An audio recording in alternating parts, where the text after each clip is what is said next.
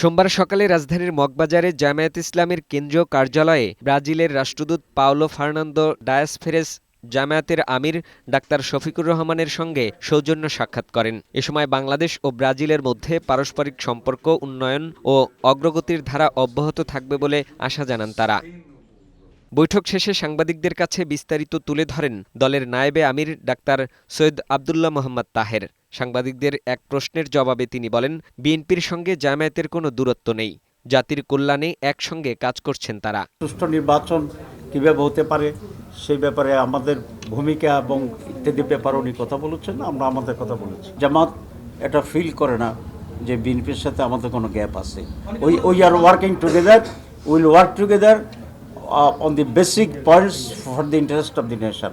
এদিকে নয়াপল্টনে বিএনপির কেন্দ্রীয় কার্যালয়ে জাতীয়তাবাদী শ্রমিক দলের উদ্যোগে বিএনপি চেয়ারপারসন খালেদা জিয়ার রোগ মুক্তি কামনায় দোয়া মাহফিল হয়। এতে অংশ নিয়ে দলের সিনিয়র যুগ্ম মহাসচিব রুহুল কবির রিজভী জানান, শেখ হাসিনার নির্দেশে যেসব বিচারক খালেদা জিয়াকে অন্যায়ভাবে সাজা দিয়েছে তাদের বিচারের আওতায় আনতে হবে। এটা তো বিপ্লবী সরকার, গণ অভ্যুত্থানের সরকার, তাদের প্রতিটি কর্মকাণ্ড বিপ্লবী হতো। যারা দোষর আছে, যারা প্রলম্বিত করেছে শেখ হাসিনার এই 15.5 বছরের শাসন, তাদের বিরুদ্ধে বৈপ্লবিক সিদ্ধান্ত হওয়া দরকার ছিল।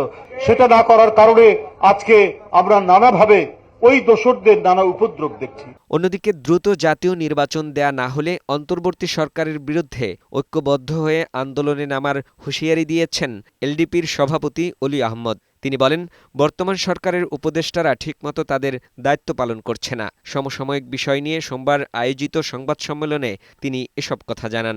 সঠিক সময় সঠিক পদক্ষেপ নেন, দেশটাকে বাঁচান, দেশের জনগণকে বাঁচান। ফাহিম মুনাইম, বৈশাখী সংবাদ, ঢাকা।